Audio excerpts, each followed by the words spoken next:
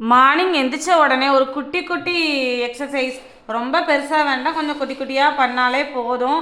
நல்லா warm up மாதிரி பண்ணாலே நமக்கு வந்து உடம்பு நல்லா சுறுசுறுப்பாக இருக்கும், நல்லா ஆக்டிவாக இருக்கலாம் அன்றைக்கி ஃபுல்லாகவே. இப்போ ஒரு 3-4 மாதமாக வெயிட் செக் பண்ணி காலையில் எழுந்திரிச்சோன்னே வெயிட் செக் பண்ணுறது ஒரு பழக்கமாகவே மாறிப்போச்சு.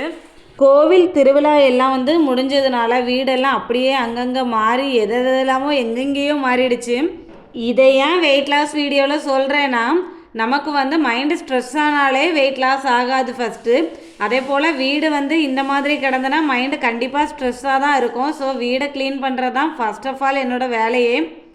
எங்கள் பாப்பாவோட பொம்மையெல்லாம் அங்கேயும் இங்கேயும் களைச்சி போட்டிருந்தா, அது மட்டும் இல்லாமல் கை தனியாக கால் தனியாக பிச்சு போட்டிருந்தா, எல்லாம் எடுத்து ஒரு பக்கத்தில் வச்சுட்டு அவளே பிறகு ஆப்ரேஷன் பண்ணி ஒன்றா சேர்த்துக்குவா. ஆனால் தொலைஞ்சிடுச்சுன்னா உயிரை எடுத்துப்பா. அதனாலே நமக்கு பயங்கர ஸ்ட்ரெஸ் ஆயிரும். ஸோ எல்லாத்தையும் எடுத்து அவளோடது எல்லாம் ஒன்றா வச்சுட்டேன். எப்போவுமே நீங்கள் வெயிட் லாஸ் ஆரம்பிக்கிறீங்கன்னா உங்களை குறை சொல்லாத அளவுக்கு உங்களோட வீட்டையும் உங்களோட சுற்றி உங்களுக்கு என்னென்ன ஒர்க் இருக்கோ அதெல்லாம் நீங்கள் ப்ராப்பராக பண்ணுங்கள். அதை பண்ணாமல் நீங்கள் வெயிட் லாஸ் எடுத்தீங்கன்னா கண்டிப்பாக எல்லாரும் திட்டி டிமோட்டிவேட் பண்ணிகிட்டே இருப்பாங்க. ஸோ நம்மளோட ஒர்க்கெல்லாம் நம்ம ப்ராப்பராக முடிச்சுட்டு நம்மளோட வெயிட் லாஸையும் நம்ம பண்ணோன்னா யாருமே ஏதோ சொல்கிறதுக்குள்ள சொன்னாலும் ஏதோ பைத்தியம் புலம்பிகிட்டு இருக்குன்னு நம்ம சொல்லிட்டு போயிட்டே இருக்கலாம். அண்ட் நம்ம ஒர்க்கெல்லாம் நம்ம ப்ராப்பராக முடிக்கும் போது அதுவே நமக்கு மைண்டு ஸ்ட்ரெஸ் இல்லாமல் இருக்கும். அதுவே நம்ம என்ன பண்ணணும் என்ன பண்ணக்கூடாது அப்படிங்கிறத யோசிக்கிறதுக்கு கரெக்டான மைண்ட் செட்டாக இருக்கும்.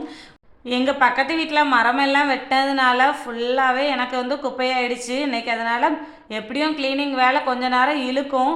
எனக்கு இன்றைக்கி முக்கியமான இன்னொரு வேலையும் இருக்குது. அதனால தான் கடக்கடான்னு க்ளீனிங் எல்லாம் முடிச்சிட்ருக்கேன். ஒர்க் வந்து அதிகமாக இருக்கும்போது எப்போவுமே நம்ம வந்து சாப்பாடை பொறுத்தவரையில் ப்ரோட்டீன் எப்படி எடுக்கலாம் அப்படிங்கிறத வந்து ஃபஸ்ட்டே டிசைட் பண்ணி, ரொம்ப டைம் இல்லைனா கூட முட்டையாவது கொஞ்சம் அவிய போட்டுக்கலாம். ஏன்னா முட்டை அவிய போட்டால் முட்டையிலேருந்தே நமக்கு வந்து ப்ரோட்டீன் ஈஸியாக எடுத்துக்கலாம். வேறு எதுவும் கூட்டு பண்ணலைன்னா கூட இன்றைக்கி இதை வச்சு சமாளிச்சுக்கலாம். மார்னிங் ஒர்க்கெல்லாம் கொஞ்சம் வேகமாக செஞ்சதுனால பசிக்க தான் செஞ்சுது. வாழைப்பழம் எடுத்து சாப்பிட்லான்னு போனேன். மணியை பார்த்தேன் 8 o'clock தான் ஆகுது. ஆனால் 9 o'clock மேலே தான் நம்மளோட ஈட்டிங் விண்டோ ஸ்டார்ட் ஆகும். ஸோ வந்து நம்ம 9 மணிக்கு மேலே அந்த பழத்தை சாப்பிட்டுக்கலான்னு அப்படியே எடுத்த பழத்தை அப்படியே வச்சுட்டேன். இந்த ஃபுட் கண்ட்ரோல் இருந்தாலே நமக்கு போதும். பாத்திரம் எல்லாம் வாஷ் பண்ணும்போதே சமையலில் இன்னொரு வேலை ஏதாவது அடுப்பில் போட்டோன்னா சேர்த்தாலும் முடிச்சுக்கலாம். ஸோ நான் வந்து இன்றைக்கி சக்கரவள்ளி கிழங்கு தான் எடுத்துக்கிட்டேன். ஸ்வீட் பொட்டேட்டோவில் டேஸ்ட்டும் அழகாக இருக்கும். அது மட்டும் இல்லாமல் நிறைய ப்ரோட்டீன் இருக்குது அண்ட் ரொம்ப ரொம்ப வெயிட் லாஸ்க்கு ஹெல்ப்ஃபுல்லாக இருக்கும். ஸோ இன்றைக்கி மார்னிங் ஃபுட் நான் இதை தான் எடுத்துக்க போகிறேன். நிறையா பேர் வந்து என்கிட்ட மார்னிங் ட்ரிங்க் என்ன குடிக்கிறீங்க, அதுக்கப்புறம் ஏதாவது இது குடிக்கலாமா அது குடிக்கலாமா, இல்லைன்னா கருப்பு கவினி அரிசி சாப்பிட்லாமா அப்படின்னு சொல்லிட்டு நிறைய பேர் கேட்குறீங்க. ஆனால் என்கிட்ட ஒரு சிஸ்டர் சொன்னது என்னென்னா, கருப்பு கவினி அரிசி நாங்கள் ஒரு 1 month-ஆக என்னமோ எடுத்துகிட்ருக்கோம், ஆனால் எந்த சேஞ்சஸும் இல்லை அப்படின்னு தான் சொன்னாங்க. நாம் ஏதாவது சாப்பிட்ற ஃபுட்லேயே வித்தியாசமாக அதை கம்மி பண்ணி இல்லைன்னா எது வேணுமோ அதை கூட்டி அப்படி சாப்பிட்டோன்னா அதை அப்படியே லைஃப் லாங் கொண்டு போகலாம். ஆனால் இந்த மாதிரி கருப்பு கவினி அரிசி, ஓட்ஸ் இந்த மாதிரி டிஃப்ரெண்ட்டாக ட்ரை பண்ணோன்னா அதை வந்து நம்ம அப்படியே கண்டினியூவாக கொண்டு போக முடியாது. எந்த இடத்துல நம்ம அதை விடுறோமோ திரும்ப வெயிட் கெயின் ஆகிரும். ஸோ வந்து அந்த மாதிரி நீங்கள் ட்ரை பண்ணுறதை விட்டுட்டு உங்களுக்கு என்ன கிடைக்கும் சாப்பாடு, இப்போ இட்லி சாப்பிட்றீங்கன்னா அதில் என்ன நம்ம ப்ரோட்டீன் எடுத்துக்கலாம், அதில் என்ன ஃபேட்டை நம்ம கம்மி பண்ணிக்கலாம், அந்த மாதிரி பார்த்து சாப்பிடுங்க. அதுதான் நமக்கு வந்து பெஸ்ட்டு ரிசல்ட்டாக இருக்கும். இன்னொன்று லைஃப் லாங் நம்ம அதை வந்து ஃபாலோ பண்ணலாம்.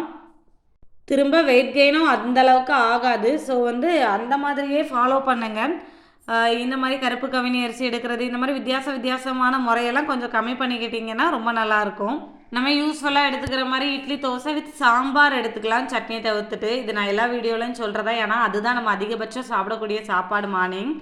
அப்படி இல்லைன்னா ஒயிட் ரவை அந்த மாதிரி எடுத்துக்கிட்டிங்கன்னா, அதாவது கிச்சடி தானே, ஆமாம், அதை எடுத்துக்கிட்டிங்கன்னா அதில் வந்து சுகர் சேர்க்காமல் கொஞ்சம் உரைப்பையும் உப்பையும் கொஞ்சம் அதிகமாக வச்சுட்டு அந்த மாதிரி சாப்பிட்லாம். மீன்ஸ் வந்து நம்ம சீனி போடும்போது உரைப்பு கம்மியாக வச்சு செய்வோம், அப்படி இல்லாமல் நார்மல் உரைப்பு வச்சு செய்யலாம். உளுந்தங்கஞ்சி எடுத்துக்கலாம். உளுந்தங்கஞ்சியில் ப்ரோட்டீன் இருக்குது, ஸோ அது எடுத்துக்கலாம். ஆப்பம் வச்சிங்கன்னா கடலை குழம்பு ஏதாவது எடுத்துக்கோங்க, ஏன்னா கடலையில் நிறைய ப்ரோட்டீன் சத்து இருக்குது.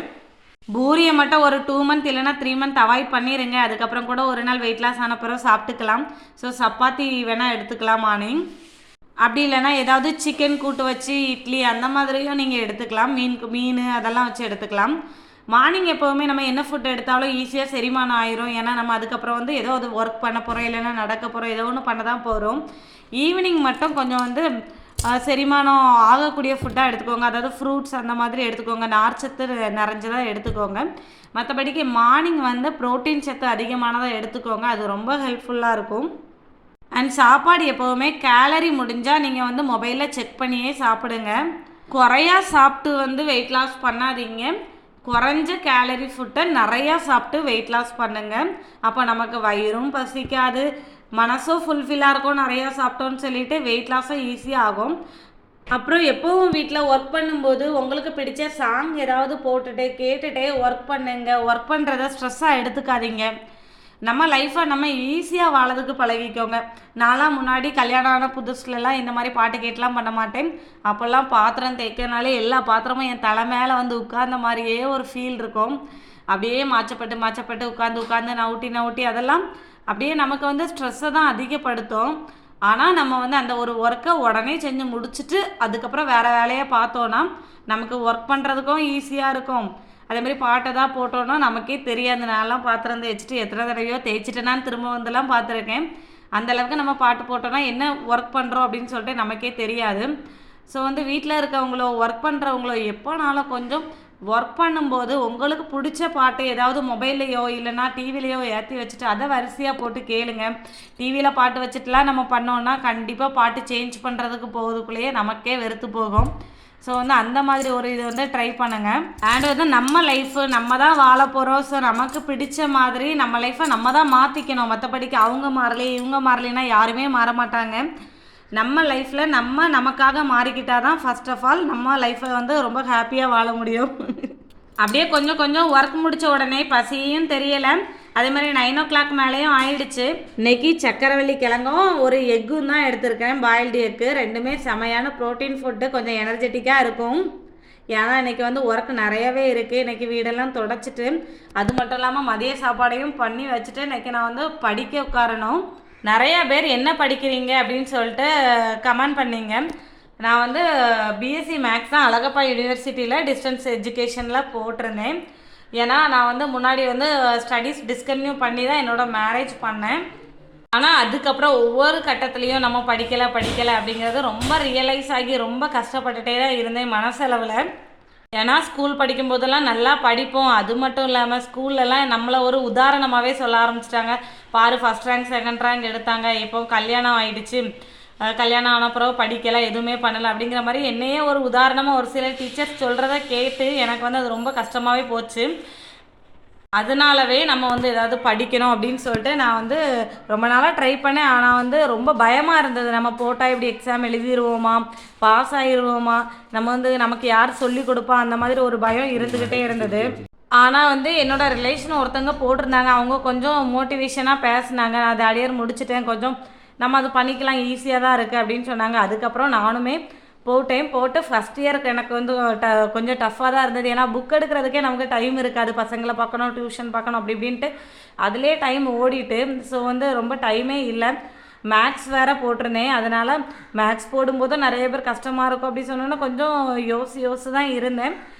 ஃபஸ்ட் இயர் கொஞ்சம் கஷ்டமாக இருந்தது. ஆனால் போக அதுக்கப்புறம் எனக்கே அந்த மெத்தடெல்லாம் புரிய ஆரம்பிச்சிடுச்சு. அதுக்கப்புறம் மொபைலில் நானுமே சர்ச் பண்ணி ஒவ்வொரு டைப்பாக பார்க்க எனக்குமே நல்லா புரிஞ்சிடுச்சு. ஸோ இப்போ கொஞ்சம் ஈஸியாக இருக்கிறதுனால என்ன ஆச்சுன்னா ரொம்ப அசால்ட்டாக போச்சு. ஸோ வந்து எக்ஸாமுக்கு படிக்கணும் நான் கொஞ்சம் நாளாக நினச்சி புக்கே எடுக்கிறது இல்லை. அண்ட் வந்து கோயில் திருவிழா வேறு வந்ததுனால புக்கு சுத்தமாக எடுக்காமையே ஆகிடுச்சு.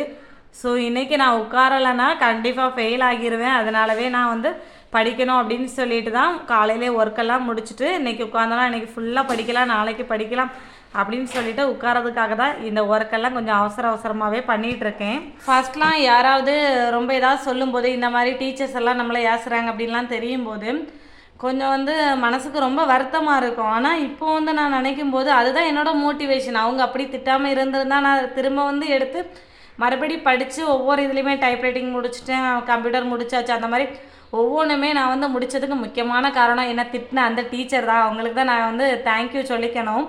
அதே மாதிரி தான் வெயிட் லாஸை பொறுத்தவரையிலும் யாரெல்லாம் உங்களை திட்டுறாங்களோ அவங்களுக்குலாம் நீங்கள் தேங்க்யூ தான் சொல்லணும். ஏன்னா அவங்க திட்ட தான் நமக்கும் நம்ம வந்து வெயிட் கம்மி பண்ணணும் அப்படின்னு சொல்லிட்டு நினைப்போம்.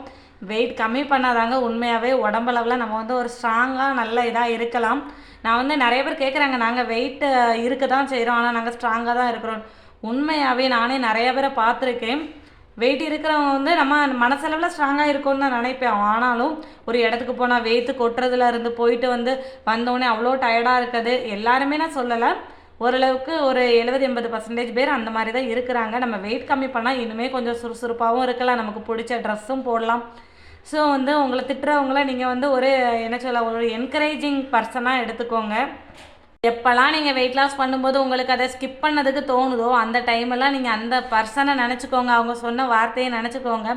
அதுவே பெரிய மோட்டிவேஷனாக இருக்கும். நம்மளை பாராட்டி தான் மோட்டிவேஷன் பண்ணணும் அப்படின்ட்டு கிடையாது, நம்மளை திட்டி கூட மோட்டிவேஷன் பண்ணலாம். முன்னாடிலாம் யார் திட்டுனாலும் நானுமே ரொம்ப மைண்டில் எடுத்துக்கிட்டு ஸ்ட்ரெஸ் ஆகிட்டு அந்த மாதிரி ஒரு மாதிரி இருப்பேன். இப்போல்லாம் அப்படி கிடையாது. யார் திட்டினாலும் ஒரு சின்ன ஸ்மைல், ஓகே ஓகே அப்படின்ட்டு போயிடுவேன். ஜஸ்ட் அவ்வளோதாங்க லைஃபு. நம்ம லைஃப்பில் எவ்வளோ வருஷம் இருக்க போகிறோன்னு தெரியாது. ஆனால் நம்ம நமக்காகவும் கொஞ்சம் வாழணும். ஸோ அதுக்காக உங்களுக்கு என்ன பேஷன் அதை கொஞ்சம் பண்ணுங்கள். அது மட்டும் இல்லாமல் உங்களோட ஹெல்த்தை நீங்கள் பராமரித்து பார்த்துக்கோங்க. அதுவே உங்களுக்கு பெரிய அளவில் ஒரு தன்னம்பிக்கையை கொடுக்கும். நீங்களே உங்களை கவனிச்சிக்கலை, நான் எனக்காக எதுவுமே பண்ணலை அப்படின்னா யாருங்க உங்களுக்காக பண்ணுவாங்க? அதனால் உங்களுக்காக நீங்கள் எதுவுமே பண்ண ஸ்டார்ட் பண்ணுங்கள்.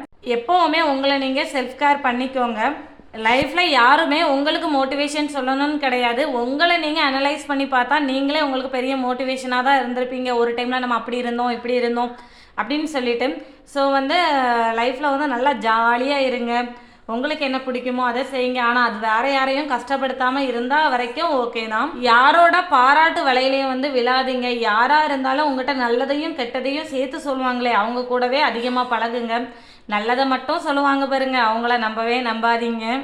நானும் மார்னிங் 6 o'clockலேருந்து வீட்டை ஒதுக்கிட்டு ஒரு 2 மணி நேரத்தில் படிக்கலாம் அப்படின்னு நினச்சேன். ஆனால் 11 o'clock ஆகிடுச்சு. படிக்க உட்காந்துட்டேன். நைட்டு எவ்வளோ டைம் ஆனாலும் படித்து முடிச்சுட்டு தான் படுக்கணும் அப்படின்னு நினச்சிருக்கேன். அண்ட் என்னோடய டியூஷன் பையன் ஒருத்தன் 12th சூப்பர் மார்க் எடுத்திருந்தான். அதுக்காக ஸ்வீட் வாங்கி கொண்டு தந்தான். ஆனால் இந்த ஸ்வீட்டை நம்ம நிறையா சாப்பிட்டோன்னா வெயிட் போடும் அப்படின்னு சொல்லிட்டு தெரியும். ஸோ பசங்க எல்லாருக்குமே கொடுத்துட்டு நான் குட்டியோண்டு ஸ்வீட் எடுத்துக்கிட்டேன். நமக்காக வாங்கி தந்த ஸ்வீட். ஸோ நம்ம அப்படியே ஃபுல்லாக சாப்பிடாமல் இருக்கக்கூடாது அப்படிங்கிறதுனால ஒரு குட்டி பீஸ் எடுத்துக்கிட்டேன். வீடியோ கொஞ்சம் லென்த்தாக தான் போச்சுது, சாரி. அண்ட் நீங்களும் இந்த மாதிரி ஏதாவது ஸ்வீட்னா குட்டி குட்டியாக எடுத்துக்கோங்க. ரொம்ப அதிக அளவில் மேக்ஸிமம் அவாய்ட் பண்ணிடுங்க. வீடியோ பிடிச்சிருந்ததுன்னா லைக் பண்ணுங்கள், ஷேர் பண்ணுங்கள், சப்ஸ்கிரைப் பண்ணுங்கள். அண்ட் கொஞ்சம் வீடியோ அறுவையாக தான் இருந்தது. இருந்தாலும் லாஸ்ட் வரை பார்த்துருந்தீங்க அப்படின்னா ஒரு எல்லோ ஹார்ட் கமெண்டில் கொடுங்க. அண்ட் வீடியோவில் நிறைய பேர் கமெண்ட் பண்ணி சப்போர்ட் பண்ணுறீங்க. தேங்க்யூ ஹாய்ஸ்.